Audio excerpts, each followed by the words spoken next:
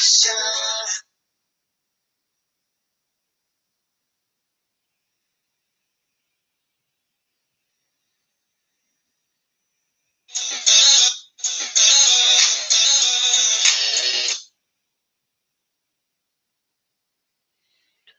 are back. We are back, ladies and gentlemen, kings and queens, our fellow Jewels. We are back for another very special episode of the RTJ Show. I'm your host, King Jewels, Julian Smartrimple here, just checking in for the summer month of July. It's hot in the ATL for all of those who are enjoying their summer this year, despite last year having to be indoors. Having to have cabin fever, hopefully wherever you are in the US, Europe, Asia, Africa, South and Central America, or even Australia, that you are enjoying yourself and your family this summer. Don't let all the stuff that we see happening in the news deter you from not going out and living and actually enjoying your life that you've been given, that Yah has spared you from 2020 to 2021 to be here for this time and to enjoy it.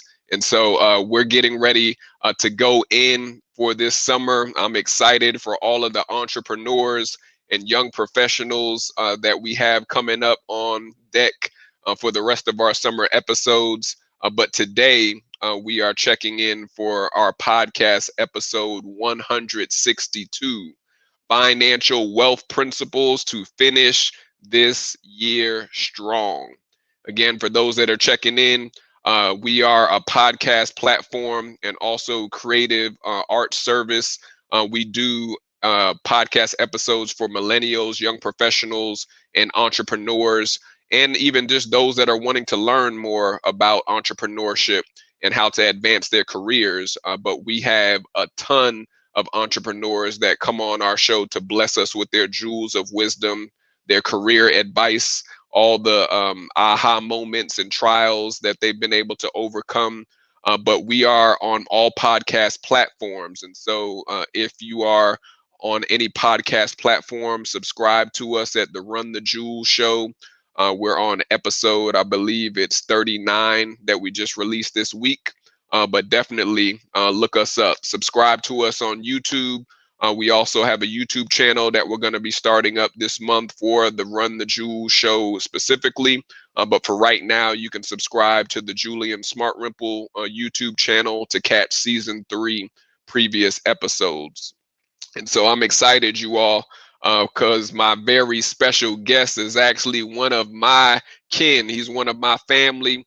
He's definitely beating the path of financial education and financial freedom each and every week. He is working tirelessly with clients with his business that he was able to start 5 years ago. He is a CEO and also a co-founder of the Elevated Wealth Group.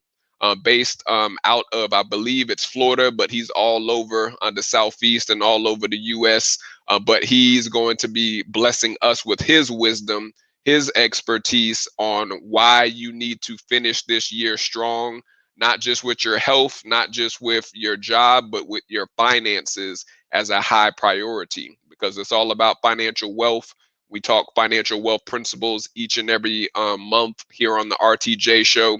And so without further ado, definitely click the link, subscribe to our channel here, even on Facebook. If you're tuning in on Facebook or YouTube, definitely give us some thumbs up, give us some hearts, give us some love, because I'm about to get ready to bring in my very special guest, who is my cousin again, who goes by the name of Earl Rimple. And so Earl, let everybody know, cuzzo, who you are. For those that may not know, let them know where you're checking in from, and also tell them a little bit about yourself and your business.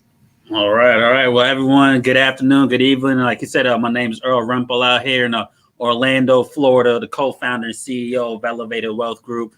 We've been around for the last 5 years and we're in 13 states now, really teaching and educating people on financial concepts, principles, and laws, and what we call a financial GPS. GPS stands for grow, protect, and save. How are you going to grow and protect and save your money financially? to make sure that everything's good for you moving forward. And definitely like the pop-up shows is how to finish the year strong.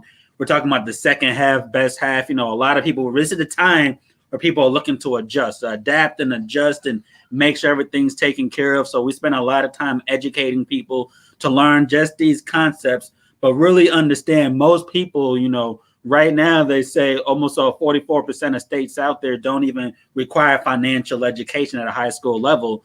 That's a prerequisite. So a lot of people do not ever get financial information that's needed. So for what we do here for Elevated Wealth Group, I know later on we'll talk a little bit how to be able to reach out with us.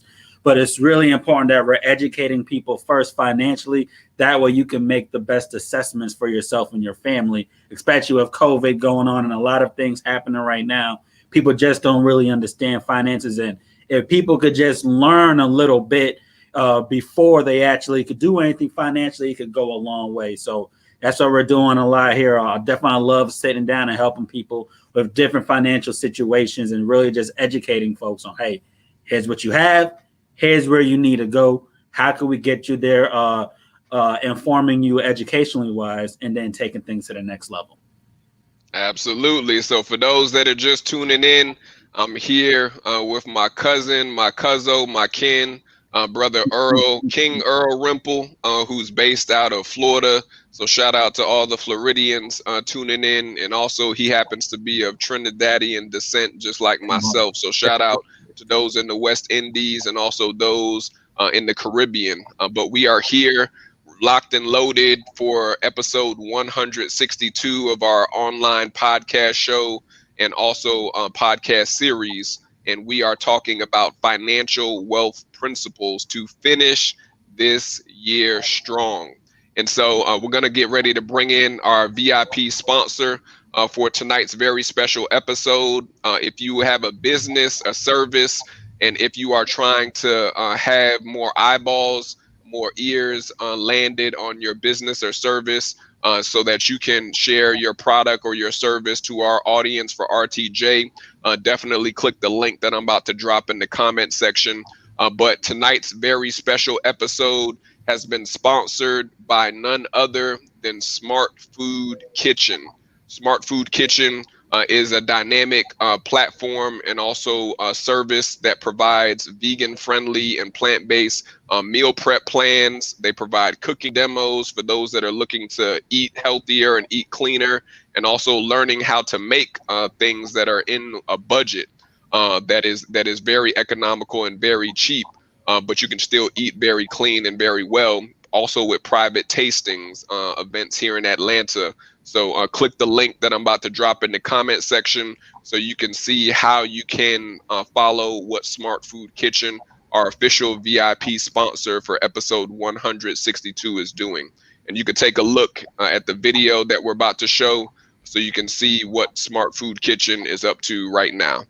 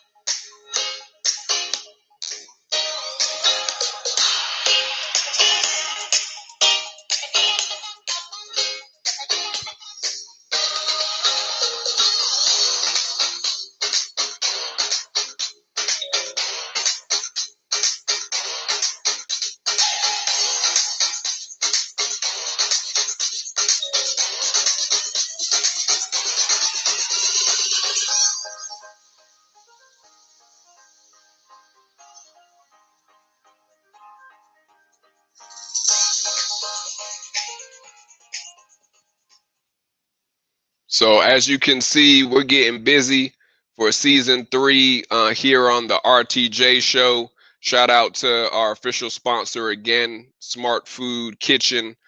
who is our official sponsor for tonight's very special episode. Also, if you have any questions for Earl this evening, make sure that you put it in the comment section. We'll get to them shortly. No question is too small or too outrageous or outlandish. My cousin is able to answer any questions that you may have with your personal finances for open forum type discussion, but he also works with clients, so keep that in mind. But I'm sure he'll be able to address any concerns or any questions you may have on how to finish this year financially strong and also financially well.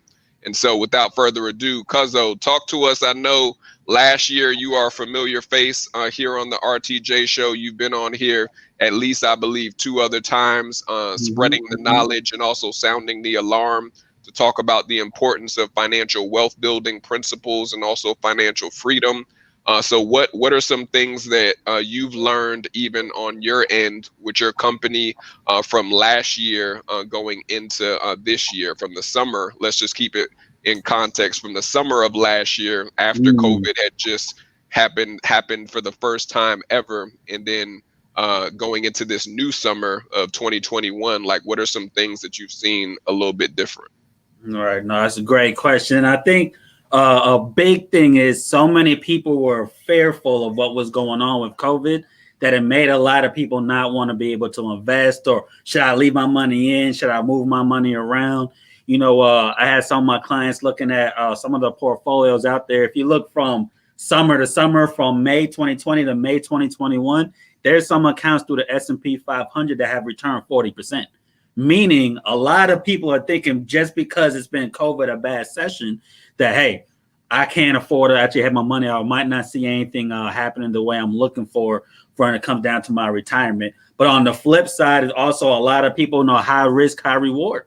You know, they were trying to know what this could be a great time to do stuff. But I think the willingness to do things has been great, but the lack of information has been a downfall for a lot of people. If you want to say people are falling for the hype, you know, for any investors out there, you know, your AMC, your GameStop, a lot of people are going to the moon. But I've had clients that have lost over $140,000, $160,000 in a span of 3 to 4 days because they lack the information to figure a lot of stuff out. So a lot of people are starting a lot of stuff, but they don't have the information to actually follow through. I think that's been a huge difference between the year. But as I'm coming in now, I think a lot more people they're not being scared. They're being more, they're looking for a different reason on how they could actually move their money financially, which is great because, you know, the traditional ways haven't been working. You know, they actually had a survey that just came out. The biggest expense you're going to have for most 401ks and 403Bs is taxes.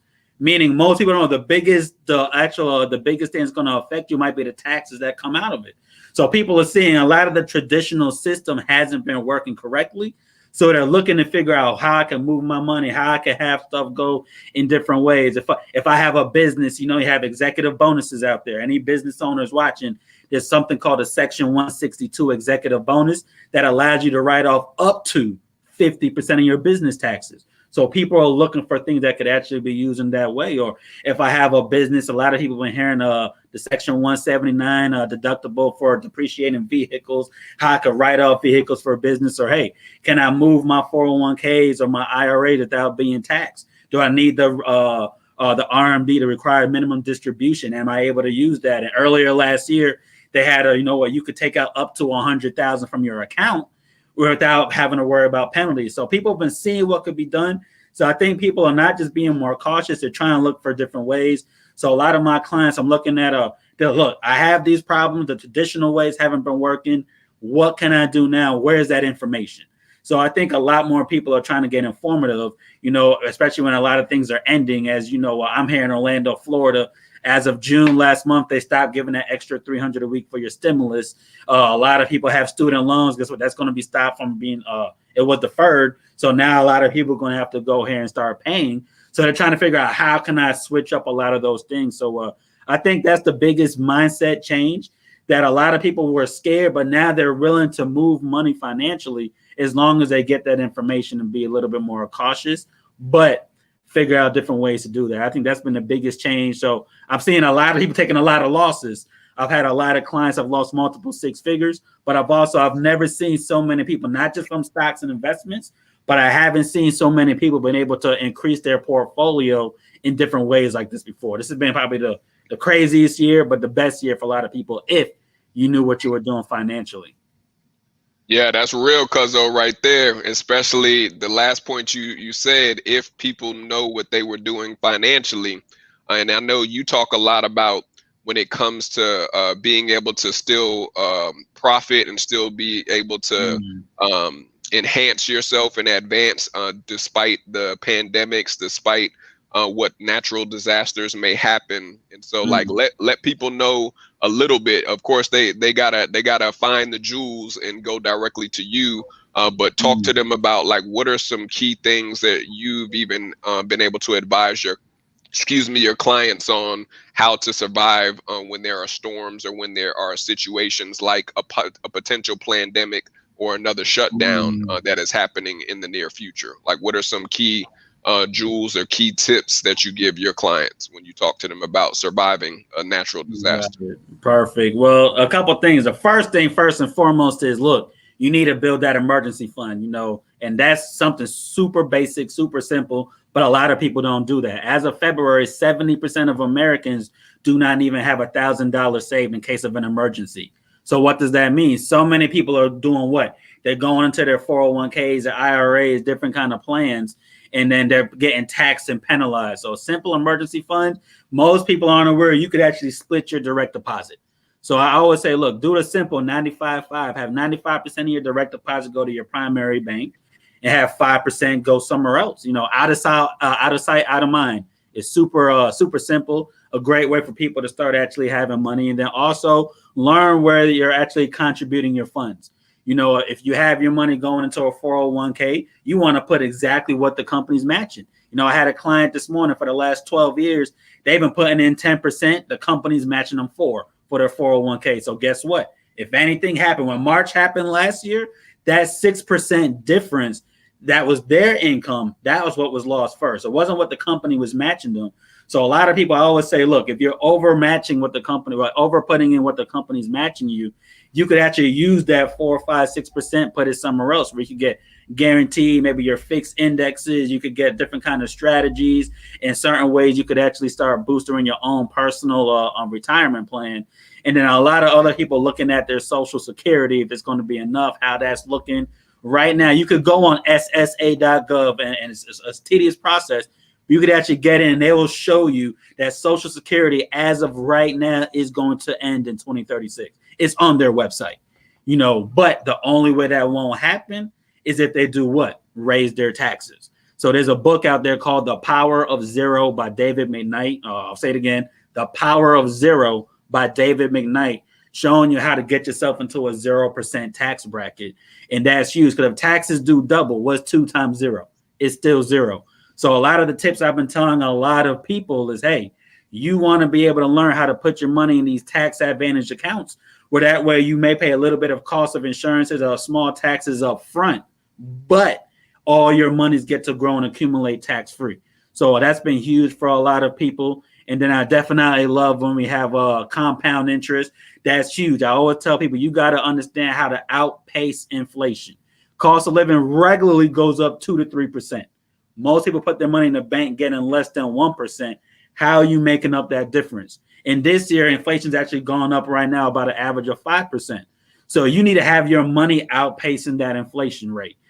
So I've been telling a lot of people, you got to figure out, that's a mutual funds, if it's IRAs, if it's insurances, you got to diversify your portfolio, but you got to figure out, how can I keep investing my money that way it could outpace inflation? At the end of the day, that's the key. So everyone, I've been telling you, got to learn how to do that, because even if you're saving money, if you're not, if you're not outpacing inflation, you're safely going broke at the end of the day, because your money's safe, but it's not keeping up. So you want to make sure anything that I say today, you want to make sure that you could actually have your actual money outpacing inflation. That way you could start doing anything and build that emergency fund. So if you have any emergencies like this pandemic again, you don't have to rely on certain on going into your budget, or your financial, not I say your financial budget down the road. You don't want to go into your financial income for your retirement for your everyday emergencies. You want to make sure you have an actual emergency fund saved so you don't have to worry about that. And stay with that point right there too, Cuzzo. For those that are just tuning in here on the podcast or here on the live show, here with my very special guest, Earl Rimple, who is talking all financial jewels and how you need to finish this year strong, financially well, and also be having financial principles put in position for having you win in 2022. But definitely, if you have any questions for my guest, Earl Rimple, please feel free to list them in the comment section. I know this is an interactive live show.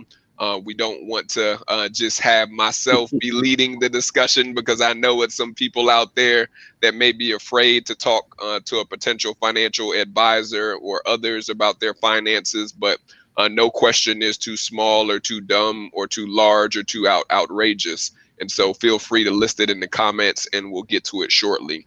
But Earl, I wanted to stay with that because when it comes to emergency funds, but I'm going to ask you about the emergency funds in one quick second. I think we had a question come up from Delta asked, Earl, she said, would you be able to bless us by sharing which stocks you currently have in your portfolio, or the top 3 to ensure is included in a conservative investor's mix? Yeah, that's good. I get that question all the time. Everyone has so much stuff going on.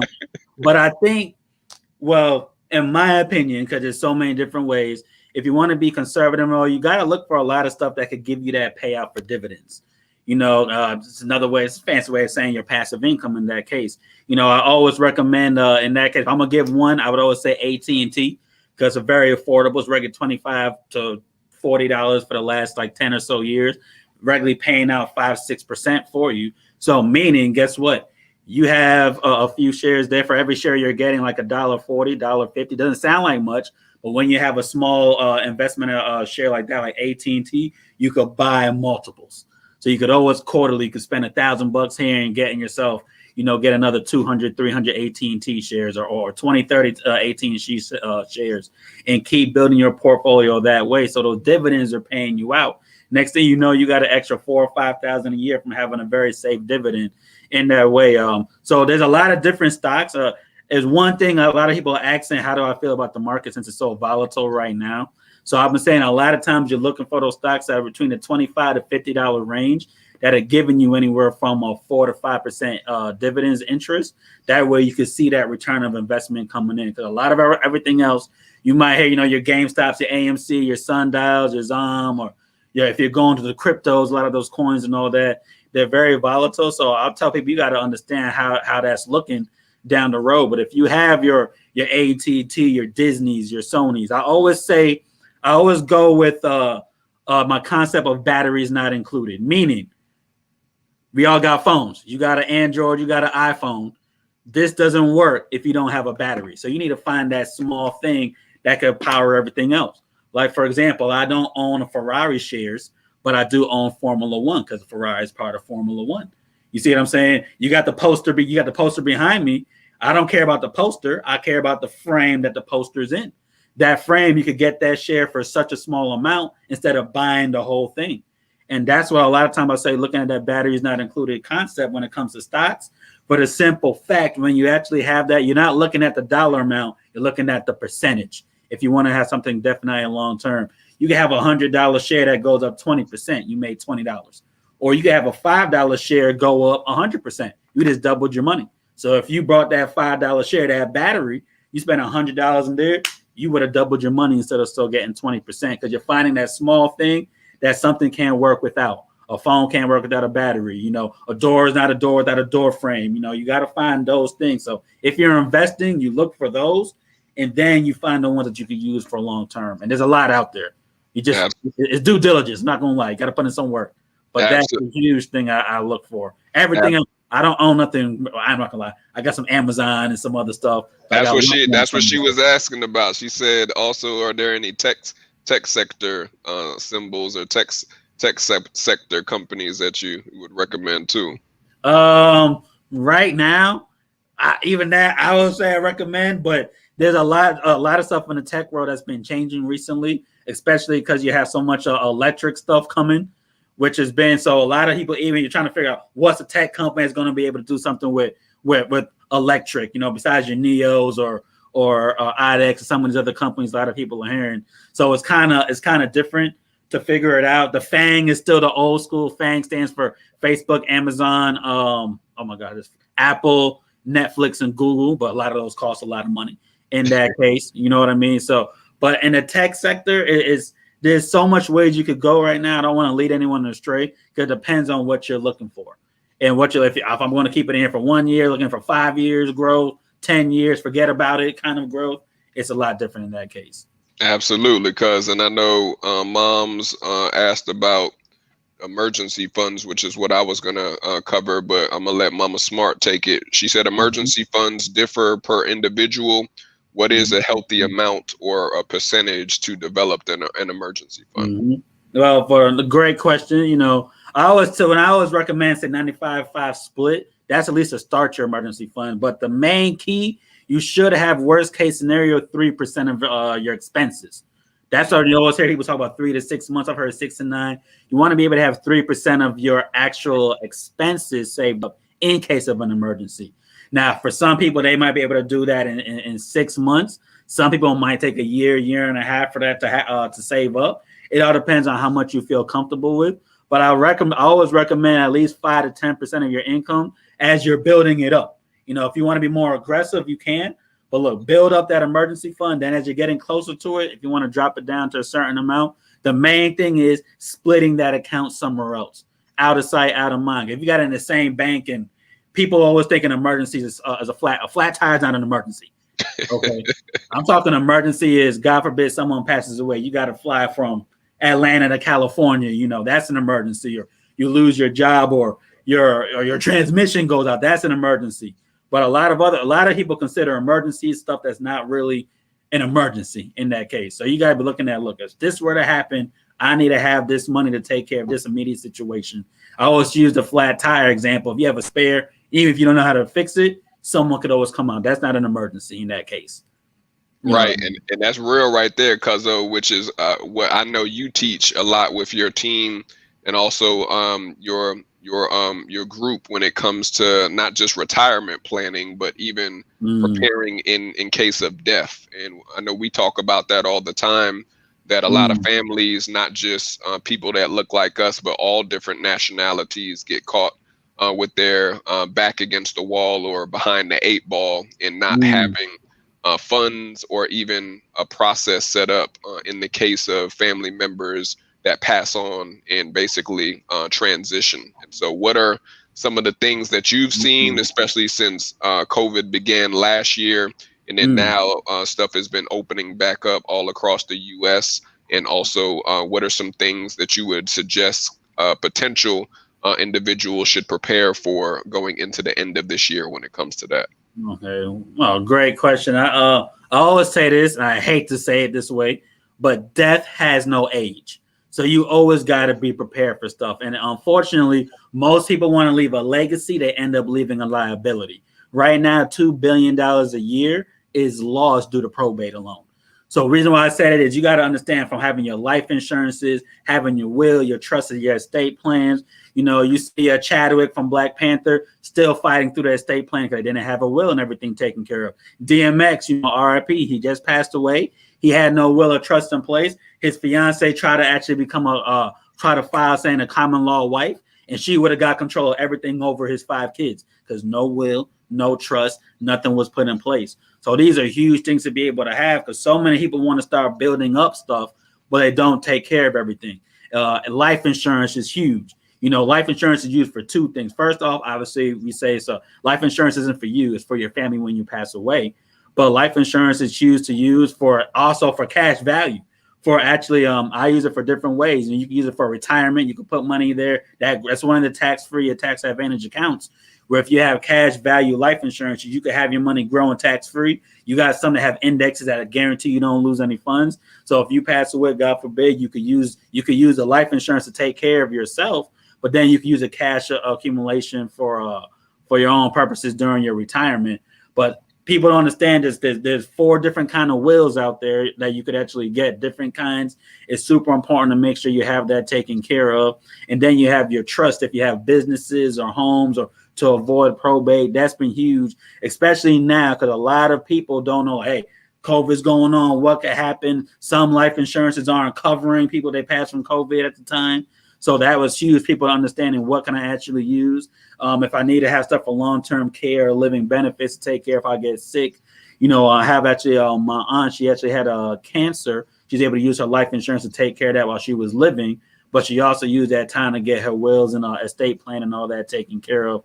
Reason being, because there's so much other stuff behind final expenses. A lot of people don't know a funeral is on average your 3rd biggest expense. You have your wedding, you have your getting your home, and then funeral expenses by default are regularly 3 biggest expenses. And then you have your vehicle, depending on that. Always depends on what kind of car you want, all that good stuff. But it's super important to figure that out, because most people just don't prepare for it. And they say right now, last time I was looking about 2-3 weeks ago, they literally had over 1.5 million GoFundMe's for death alone, for funerals, expenses, and all that. And GoFundMe is not life insurance. GoFundMe is not the way you should take care of stuff. And that to me, I think has been huge. I've seen it happen from family members. I've literally had a client that told me she worked at a nursing home, and she had a patient's family literally come to the nursing home every day just waiting to see if that person passed away. And then they were trying to fight for who deserves what and everything in that case. But I would say that's one of the big steps people don't plan for. They plan retirement. They plan out, I'm going to have a home to give to my kids, a house, having to go to school, all these different things. But then when they pass away, a lot of that becomes a liability. You know what? Well, guess what? You still owe X amount of money on your properties and stuff. Before anyone else could get that, they're going to have to take care of the taxes on that. And that's what a lot of people understand. One of the biggest taxes you pay is death taxes when you die. At one point, depending on how much income you make, it was up to 55% of whatever you had left is what you had to pay. That was back in 01, so it's not as bad now. But that's huge for a lot of people to understand. It's so important to take care of that, because what's the point of building up your retirement and then for your family, and then the one family member you don't want, Uncle Sam, comes and takes most of it? You don't want that to happen. And you and I talk about that a lot too, Cuzzo, especially for those that are chasing after dollars, but they're not taking care of their health. They're not taking care of their well-being. And they're just potentially trying to store up riches here on earth, but they're not even going to be able to enjoy it because, again, as you say, death is going to come for us all at one time or another. Of course, we still want to live while we are here to the best of our abilities, but this is something that we all cannot avoid. So why do you think, Cuzzo, especially when it comes to those, let's say, who are getting close to retirement right now, that are within that 60 to 65 and up range, like why do you think still people in 2021, post the beginning of COVID season, are not preparing for their house to be in order, their affairs to be in order, and to also even tell their children the process of to make sure that their affairs and their process is done, even in the case of death? No, that's great. I think because a lot of people, it's just a topic people don't want to talk about. First off, they want to shun that topic. End of the day, we're all going to die. We all know that. So why don't you take care of that stuff? The earlier you can take care of it, the better. It's cheaper, actually more affordable in that case. But I think a lot of people aren't really expecting it, because we call what we call a retirement red zone. The retirement red zone, for those who don't know, is 5 years before and 5 years after your retirement. Okay, so if you want to retire at 65, from age 60 to 70, you know, that retirement red zone, people just focus on the retirement, but they don't focus on what's after that retirement, because that's not really a thought. And I also see more people now are not planning on retiring. They say most people I talk to say, hey, because they can't afford it. You know, that's huge. They say about 70% of people over the age 65 admit they cannot retire. You know what I mean? Wow. Think about it. 7 out of 10 people over 65 literally admit they have to keep working just to maintain a lifestyle. Say that number one more time, Cuzzo, for the ones in the back.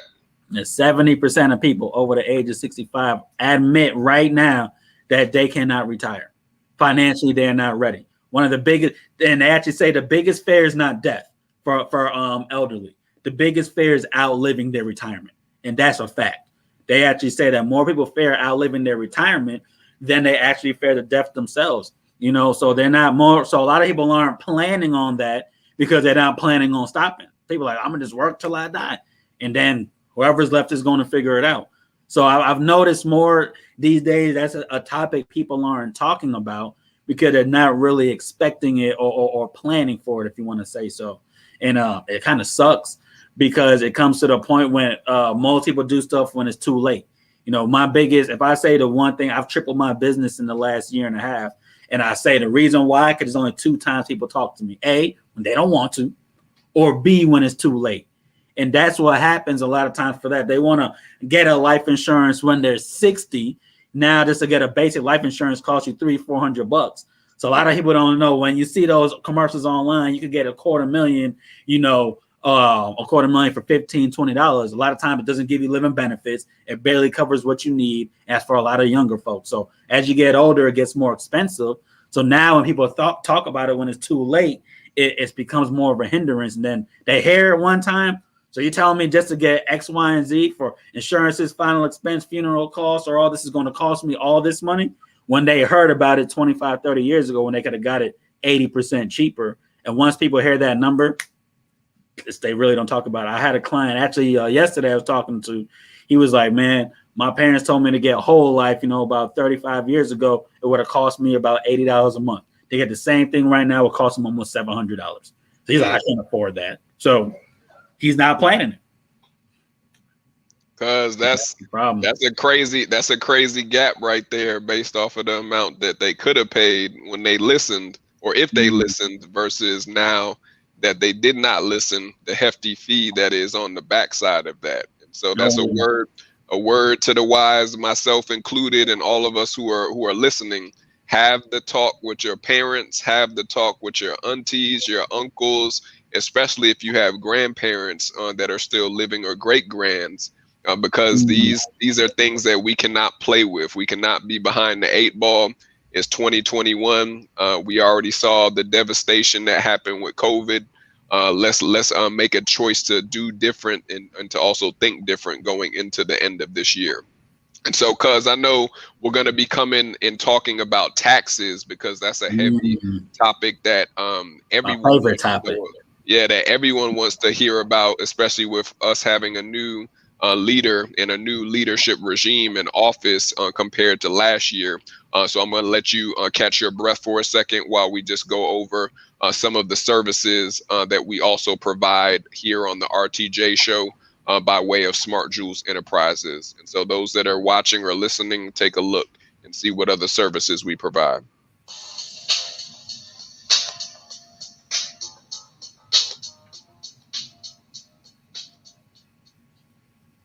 And so just like you all are able to hear and see, we are a live podcast show and platform, but we also are powered by Smart Jewelz Enterprises. And so if you are someone who is a creative, if you are someone who is a business owner, or even if you are just a young professional that wants to have their voice heard, or even have content that you are able to create, let us help you with Smart Jewelz Enterprises and also with the RTJ show.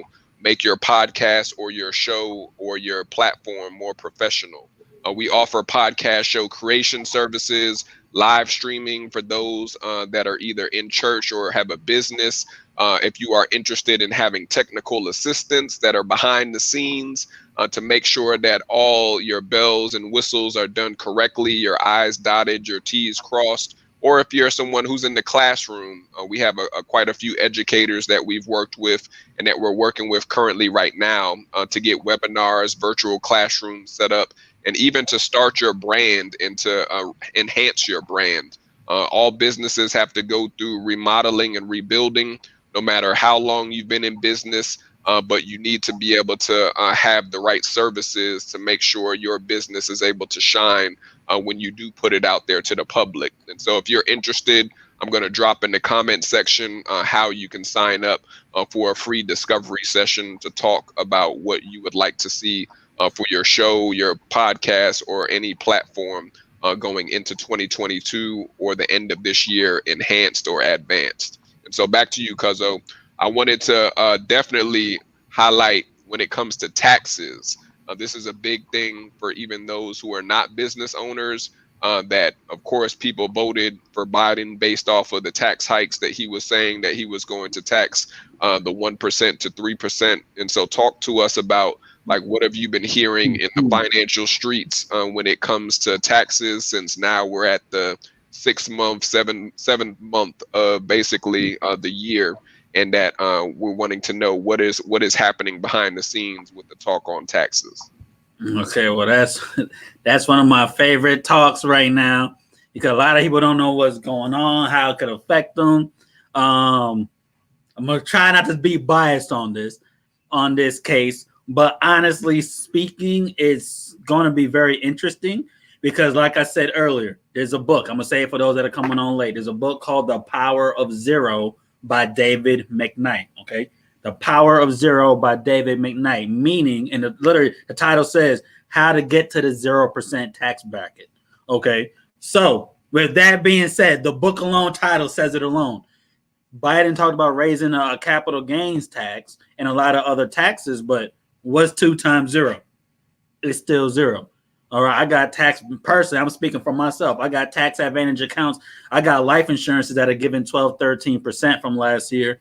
I'm not going to pay taxes on the gains. You know, I put money in different places. You got your fixed index annuities and all these other things that people aren't paying taxes on. You know, people a lot of move stuff. There's not going to go through the codes and all that, but a lot of people know for homes, you know, you have a business owners, they buy these homes, people that are very wealthy, every year they're getting a home and they're able to roll over, so they just keep literally deferring their taxes. So a lot of folks aren't really, I would say this, for when it comes to people, especially here in America, when people don't like a lot of things, they get very upset.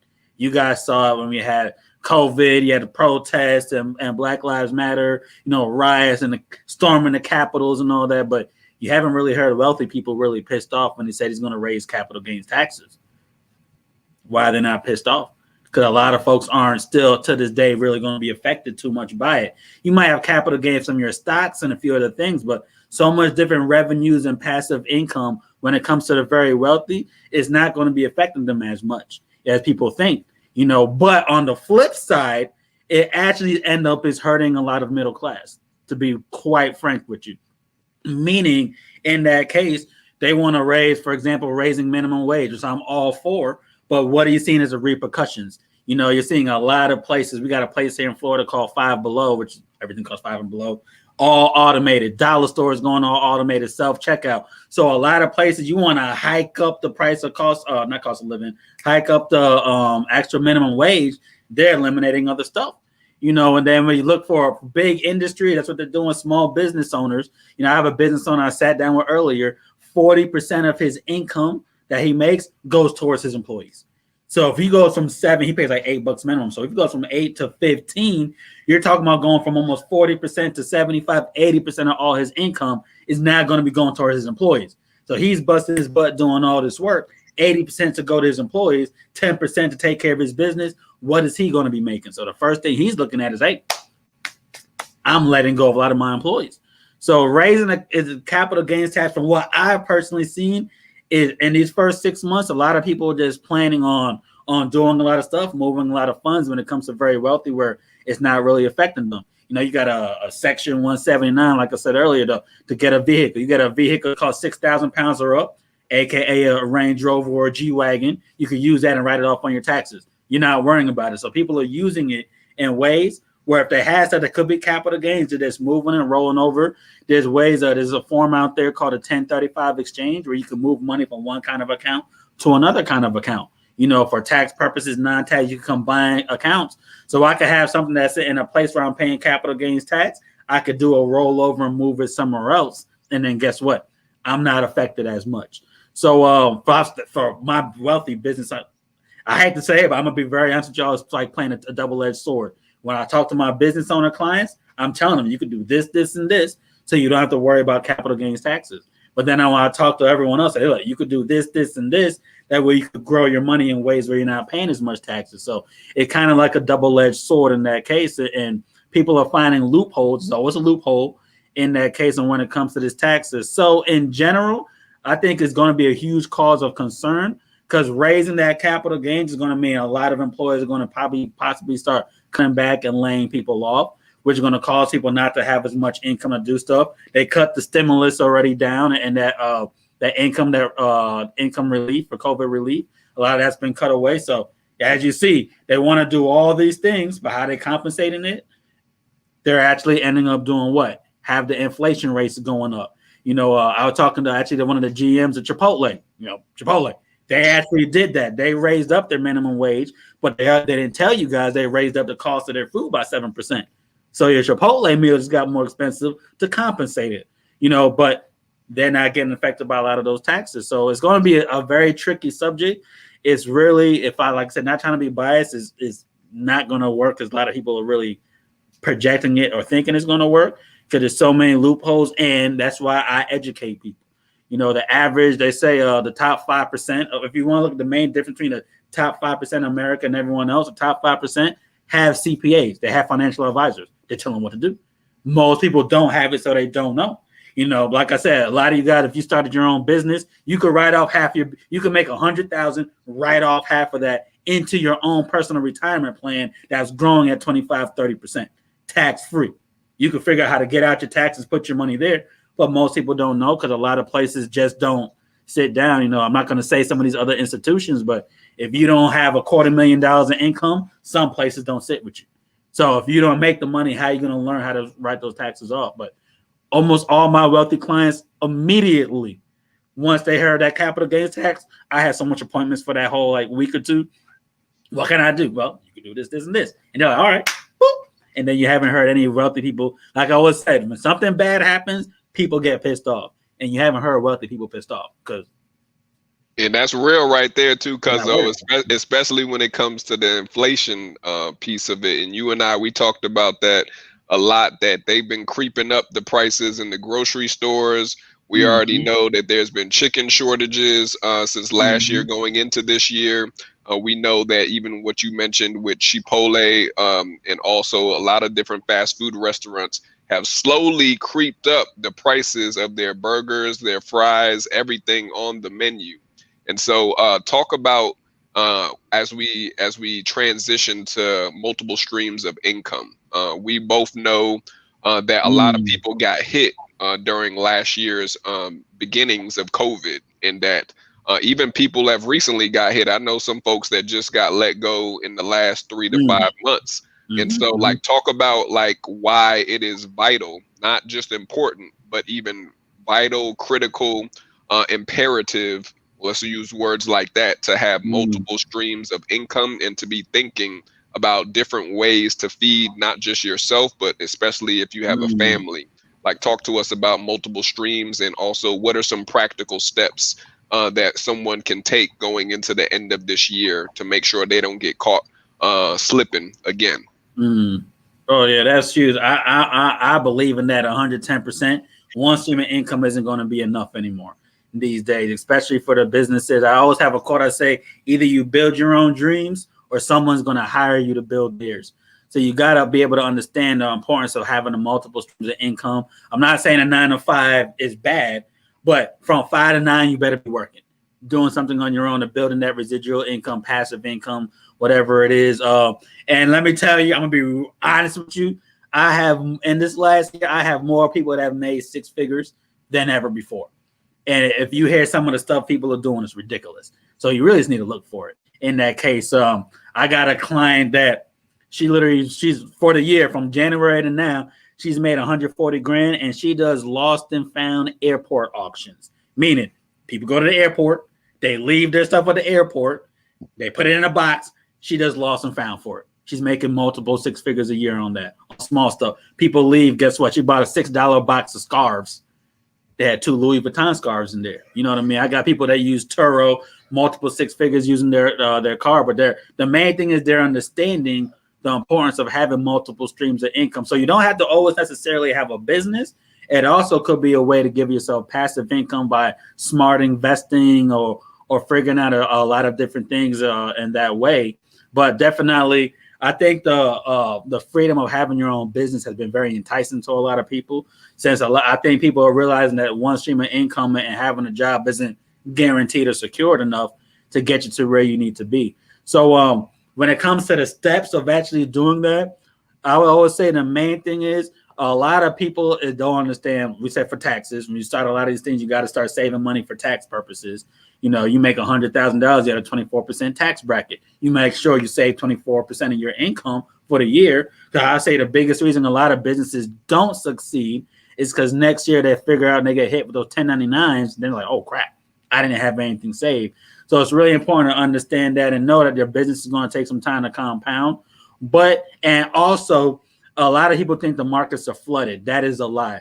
I literally have probably 25, 30 clients from all over different states who all do consignment drop shipping, and they're all making money. So the market's not flooded. So some of you guys have an idea that you think is not going to work because you think it's been saturated. That is a lie. You know, you brand yourself, you get everything going, and you could be great doing that.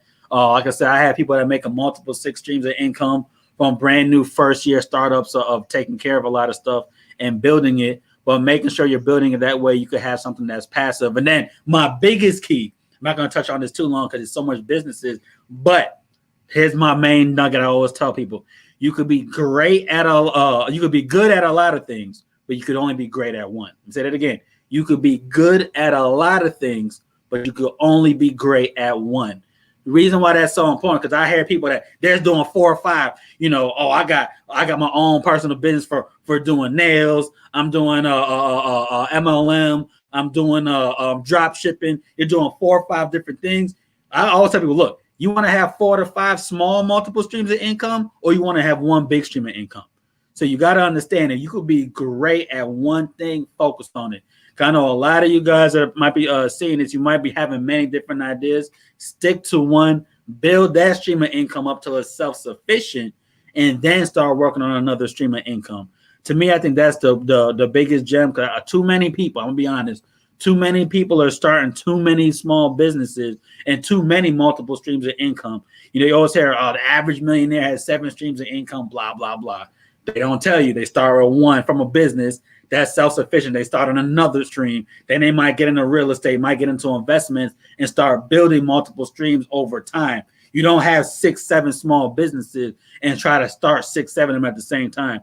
Because literally, I have one of my clients, I had to tell them, like, look, you got 5 businesses and you're making about $200K. I got 1 business and I make double your income. And I'm working less the time.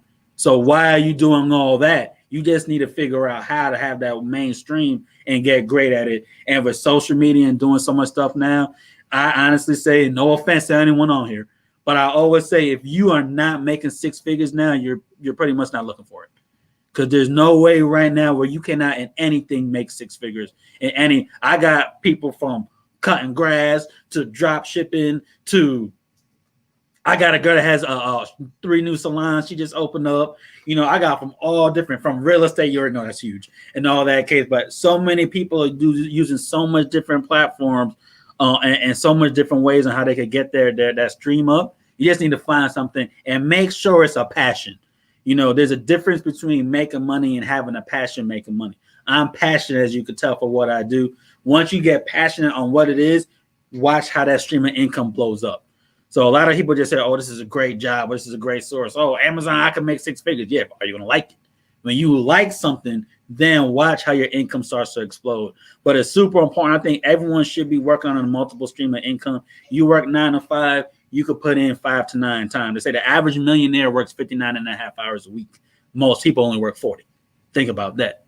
So they're working almost 20 more hours than you a week. That's why they have 20%, 30%, 60% more income. They're just putting in the work. That's real, Cuzzo, and that leads to the last point that we definitely got to address before we let you get up out of here. A lot of people say that they want to put in the work, but they're not willing to go without being able to see the fruits of their labor until literally like 6 months or 3 months or even a year, and they end up giving up on themselves, their ideas, and most importantly, just the vision that even God may have planted inside of them. And so, like, what what are some practical things that you would tell that person that's listening or that's watching, whether they're a millennial, Gen Zer, or even a baby boomer, like why it's important to not give up, especially now more than ever, especially like you said, when there are so many people that are out here doing it, but they may lack that follow through, as I like to call. They lack that follow through gene. I think the biggest, my hugest gripe with online and social media is instant gratification. That's the biggest problem. Almost everyone I know that's truly successful, not just making six figures, making multiple, when I say multiple six figures, I'm talking 800, 900K, million and up, is they're putting in the work. You know, when they always say you need to give a business 5 years, most people don't, 3-6 months, they're done. You got to give in the work. I've been 5 years into my own business. I would say my income's jumped 400% in the last year and a half. So those first 3.5, 4 years, it was the grind session. I always use that quote from bamboo. They say bamboo, it doesn't grow for the first 4 years. On the fifth year, it grows 90 feet. So it takes time to put it in. So I say if you're trying to start yourself a business, first off, you need to do the main thing. You need to reverse engineer the plan. You know, I don't think a lot of people say, oh, I want to start a clothing line. Okay, well, you got to reverse engineer it. Or I want to have this many stores doing this. Now, what's it going to take me to get these stores? What's it going to take me to get here? What do I need to do? How many people I need to speak to on a daily basis? You know what I mean? That's something huge that you need to reverse engineer your plan and then schedule your plan. I think the biggest reason why people do not become successful on their own endeavors as an entrepreneur is they don't schedule it. That's it. You need to have a schedule. What time is it? It's 8:27 right now. What would everyone in this room do if Walmart just decided to close at 8:27 today?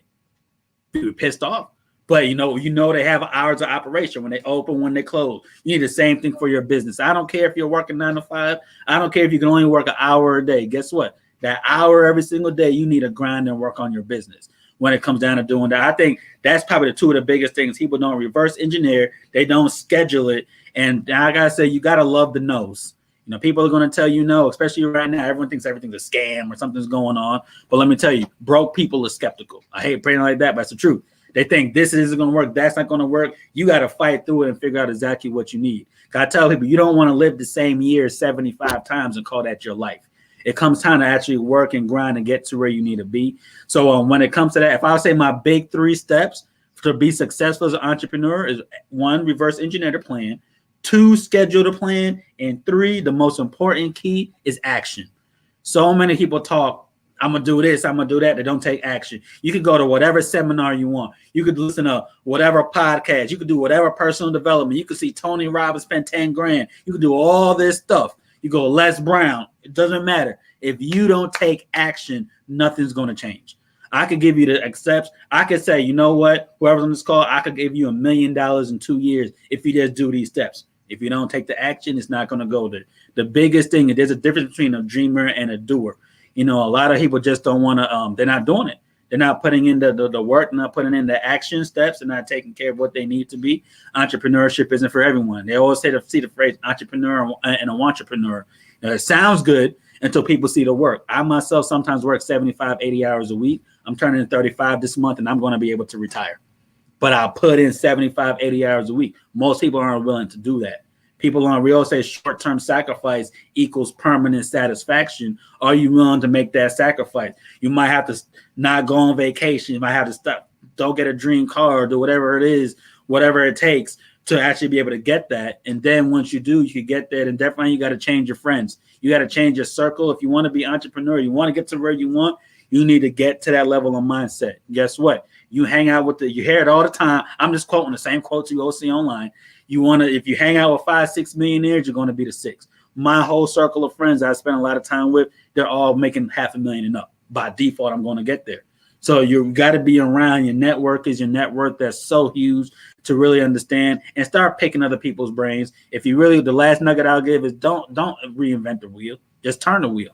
You know, if everyone's doing drop shipping and it's working, why are you trying to invent a different way? If people are making clothing lines and it's working, why are you trying, well, let me do this. Look, it's been working. You got people taking care of it. Do that. And then find a mentor. The best thing you could do is find a mentor. I have a mentor in so much different things, and that's helped me for my entrepreneur endeavors and how to be able to get to where I want by having look, I'm trying to make $750K at the end of the year. Right. Talking to someone who makes that money. So what the heck do you do to make that so I can increase my income from 400 to 750? But it's mentorship to get you there. Once you start doing that as an entrepreneur, then you can start seeing the fruits of your labor. But if you don't take action and put in the grind, it's not going to work. That's my big key. I tell everybody. People are so quick. The instant gratification is the worst thing. Social media, in my case, is the worst thing because people see it. I'm like, look, you can get lucky, but everyone's not going to get lucky. That's real right there, cuzzo. Like you said, it's a lot of talkers that are out here in the streets. I know you come from the Sunshine State out there in Florida, and then I'm right above you here in the ATL. But before we get you out of here too, I want people to know literally like how is the entertainment business going when it comes to the amusement parks? Because I know with you being in Florida, you being by where all the cruise lines are located at in Florida.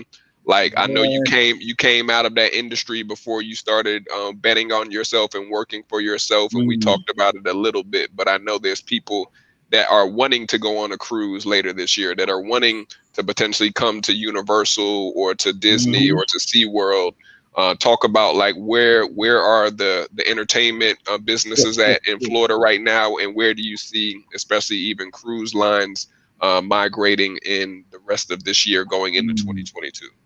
First up, you always here to talk about Florida. We are wild, okay? And our COVID shut down like 2 months, and then it's been back. Like everyone, like I'm like 20 minutes from Disney. Disney's full effect. Everything's full effect. Everyone's doing a whole bunch of stuff here. You know what I mean?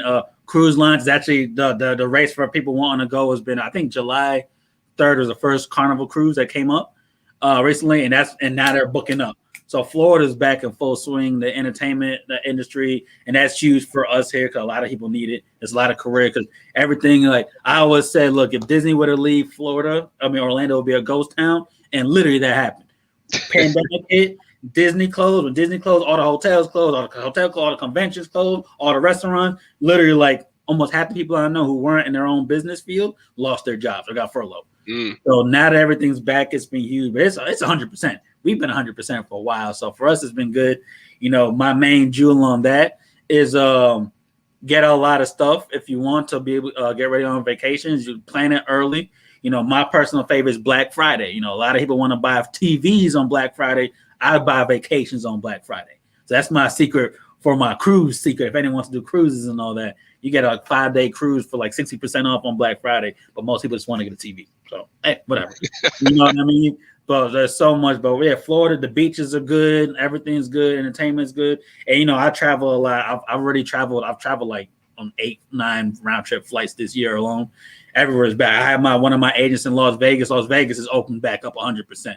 I was in Atlanta like July 4th weekend. You guys looked open 100%. I was in DC, I think in February. They were pretty much looking good. But then I had another one of my agents that's up there now. They said they're almost 100%. So entertainment world's going back. Mass, Florida. It's very different down here. You know what I mean? So, but it's been perfect.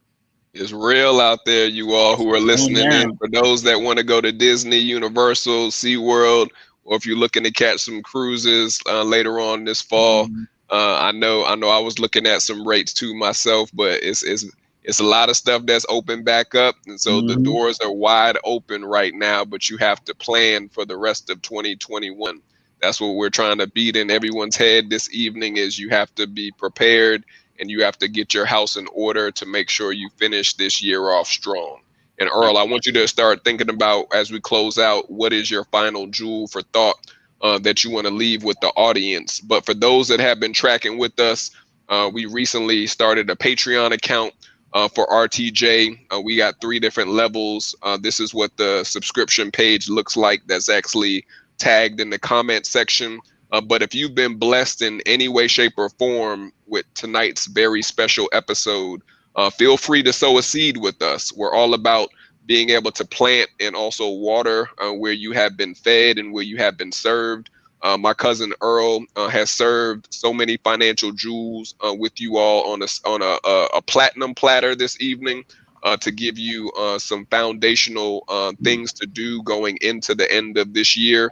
And so sow a seed with us. There's 3 ways to give. You can Cash App at Smart, SmartJewelz, or you can Venmo us at Smart Jewelz Enterprises. Or if you feel led, you can become a monthly patron with us to actually subscribe to all of the things that we are doing here for the RTJ show. We are an international show.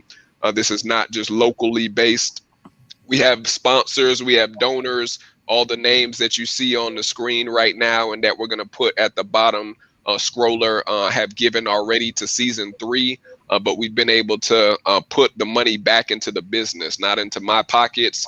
We've actually got equipment this season, so I'm excited for all of the enhancements and advancements that we are doing online and also via the podcast this year. But definitely, if you feel led, feel free to sow a seed with us. But Cuzzo, I'm about to get ready to allow you to leave your final jewel for thought, your final jewel of wisdom. This is the time for those that are listening that we allow our guests to leave a final piece of wisdom, a final jewel to leave with you all. We've talked about the tax. We talked about the new tax reforms. We've talked about life insurance. We talked about retirement planning, inflation. We talked about a lot of jewels, having side hustles that can take over your main source of income in the case of being let go or being downsized in a company. What would you want to leave as the final jewel of wisdom for those that are watching and what they need to do to make sure that they are preparing to finish this year strong, financially well? I would say my main jewel is, I always say this: if you don't save money, money will not save you. So you got to get into that. That's my main jewel. You want to be able to get there. So people want to wait. Oh, I want to fix my credit card situation before I save. No, you need to start saving money right now. Or I want to wait till I take care of my school, or I want to save up enough money for my car to do all that. No, you need to start saving right now for everything that as it goes on, because there's never a wrong time to save. The power, I'm not going to go when you guys could reach out to me definitely for compound interest. The longer the wait, the more money it'll take to get to where you want to be. So I always say it's super important. People just always have an excuse to save, and you need to make it a habit. You know, I always say if you're going to be saving, you want to make sure you save as a habit, monthly, quarterly, whatever it may be. You definitely want to make sure you're saving consistently, because you could put in $5,000 right now, for 2-3 years. Sounds good, but then I got someone that's saving $50, $60 a month for the next 8, 9, 10 years, and in the right account, is going to do a lot more than you can. So it's never too small the amount you can save. You just need to get there. So start saving for emergency funds, save for your retirement, save for your future, and then figure out exactly how much you need to save. And that's something that we call a FIN number, which I have to sit down with you guys on that. But you need to figure out what your financial independence number is and start saving to get to that point.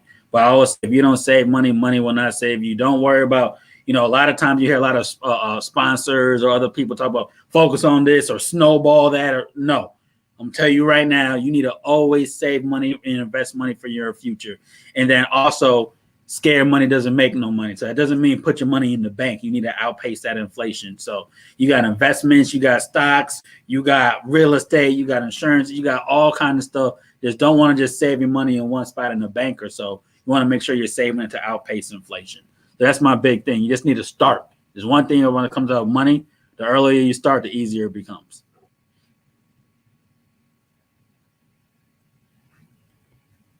I was saying that's real, Cuzzo. I was muted, my fault. That's a real jewel right there to start saving today. It's never too late to save and to even invest, as Cuz has told you all this evening. For those that are listening, we are at the final moment of tonight's episode 162, Financial Wealth Principles to finish this year strong.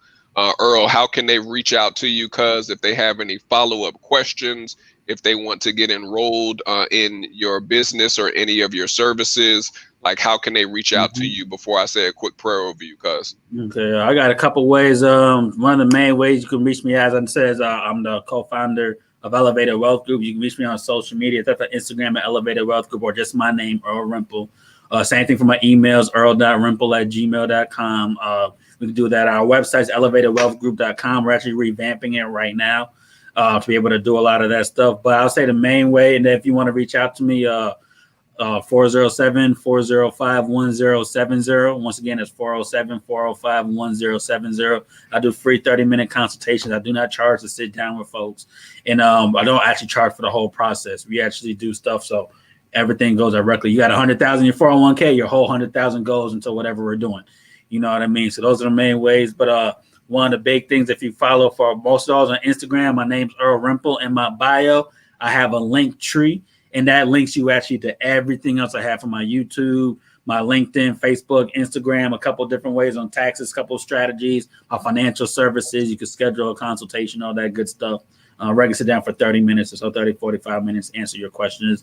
Whenever you sit down, so you know it's regularly a two-step process, because there's nothing that you could always figure out on the first day. So the first day one, I want to sit down, figure your needs out, gather some information.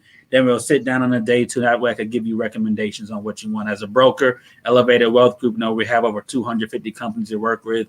Pretty sure you heard of, your Nationwide, New York Life, Pac Life, Fidelity, all those great companies.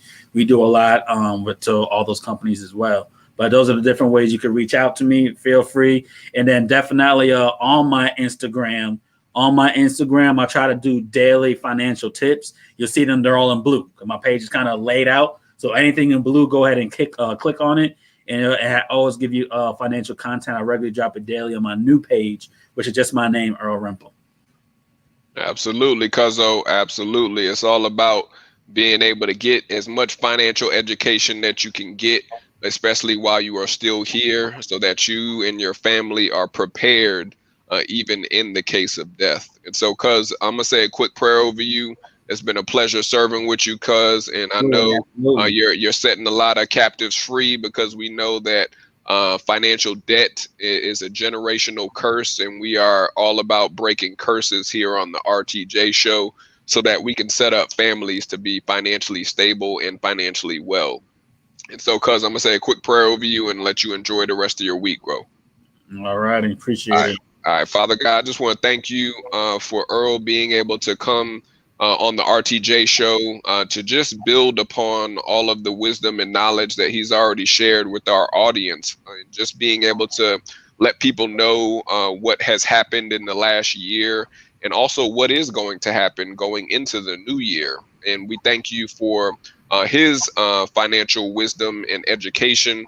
We thank you for the clients and the people and the families that he is setting up for financial success, and to also be prepared when the storms may come, that they do have a plan in action ready to combat any of those things that may come their way. We thank you for him and also his ministry and his businesses. We pray that he will continue to flourish even in retirement, at the age of 35 and beyond, and even those big projects that he is going to be launching. We pray that he will get more seeds and also more donations and just more support than what he's even expected moving into this new year. We thank you, Father. We love you, and we give you all the praise and all the honor for all that you do for Earl and all that you do for all of us. And it's in Yahshua HaMashiach, the Christ's name, we pray. Amen. Amen. All right, Cuz, it's been a pleasure serving with you, King. We're going to be in touch soon. And like I said, man, you dropping a ton of jewels on how people need to get serious about their finances. And so we appreciate you for being a loyal VIP jewel for the RTJ show, Cuz. Absolutely. Yeah, man. Sounds good, bro. I'm getting right back to it. Got 9 o'clock appointments to the business. So we still All right, Cuz. You be safe out there. We'll talk soon. All right, brother. All right, peace. All right. All right, y'all. Again, you heard from Cuzzo, Earl Rimple, a CEO, co-founder, and also a financial investor. This episode has blessed me, I hope, just as much as it has blessed you. But if you have been blessed in any way, shape, or form, feel free to sow a seed with us. 3 ways to give: Cash App, Smart Jewels, Venmo, Smart Jewels Enterprises if you use Venmo instead of Cash App, or you can become a monthly Patreon with us, which we just started up for season 3. So I'm excited for all of the VIP donors and sponsors that we've already been able to have bless us. There's 3 different levels to give on Patreon, and it's pinned in the comment section. So shout out to all of our VIP sponsors and jewels for season 3 this year that have been able to make our show a success. We've had anonymous donors, Smart Food Kitchen, Alana, Hope Christian International Ministries, the Hugo Bar, and JR. And so shout out to all of our VIP sponsors and donors for 2021 with the season 3 episodes. Also,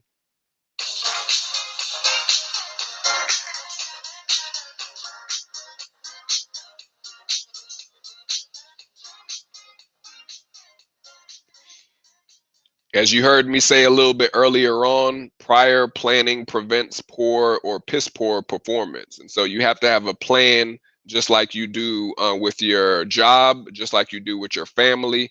Hopefully you have a plan for your health. You need to make it a vital opportunity for this year to have a financial plan for your life and also for your family and your children. And so if you are someone also that's interested in finding out different ways to be financially free, debt free, and to also have financial wellness, just like you should have health and wellness, we create different opportunities for you to shine here with Smart Jewelz Enterprises. And so you can sign up by clicking the link that is tagged in the comment section for a free 30-minute discovery session. Next week, I'm excited too because we have entrepreneur after entrepreneur. We're going to be talking with Vend Her, this dynamic queen and this lady that I came across her page on IG and also via YouTube. She teaches credit hacks to use for purchasing real estate, whether you are a first-time home buyer or whether you're looking to get into investment properties. And most importantly, she also has a vending machine empire that she is building. So there's all different ways that you can make money. Just like Earl said, it's not just one stream of real estate or investing online with stocks or online investments. There's also different ways that you can build up your credit to attain other assets. And so that's something that you're going to be learning about next week with myself. And so shout out to Vend Her, who is going to be on, I believe, with her business partner too, talking about credit hacks to use for real estate. And that's next week at 7:30 p.m. Eastern. You can subscribe and listen to us in our previous podcast episodes that we are releasing every single week on Mondays or Tuesdays, but you can definitely hear a new episode on any podcast platform: Apple, Stitcher, Amazon, Spotify, Google Podcasts. We're on Pandora, iHeartRadio. We are everywhere, you all. And so just look for the Run the Jewelz Show or Run the Jewelz podcast. If you see this image that's to the left, which myself, of course, King Jewelz, you've reached the right spot and you've reached the right podcast. But go and subscribe and listen to some of the jewels that we've been dropping since season 1. We've been doing this for now 3 seasons. We just started season 3 earlier this year. And so I'm excited, you all. We got a lot in store. We even are going to be going live on LinkedIn next week. Starting next week, we will not just be on Facebook Live, YouTube, we'll also be on LinkedIn. And so we're hitting all 3 corners of the professional in the creative sectors of different social opportunities. And so I'm excited, you all. It's a lot of advancement that our team has been doing from last season to this season. And so again, stay tuned. We're taking it all the way to the top going into this summer season. And so I'm your host, King Jewelz, Julian Smartrimple here. I'm just a Black king that's excited about life and excited for where Yah is taking myself and all of us, especially his sons and his daughters, this season and also for the rest of 2021. And so if this episode again has blessed you in any way, shape, or form, click the link that's in the comment section that's tagged. Thank you again to all of our fellow jewels that are listening or watching us each and every week to see what new jewels we have to run with our international audience. Shout out to Brother Earl Rimple, who dropped a ton of financial wealth and financial wisdom principles with you all this evening. And shout out to all of you for being loyal jewels that listen to us and also that follow some of the principles and the strategies and even some of the enhancements and advancements that we teach and also that we show you all each and every week.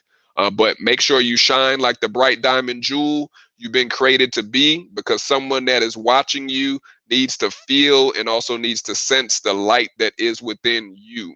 Each of us have a light that is within us. Some are afraid to share it with others. Some have their light dimmed from what others have said or spoken into their life. But you have to know who you are, which is you are a light that someone needs to come out of their darkness. But you have to open your mouth and not be afraid to share your light with others. You can't be stingy. You can't be prideful.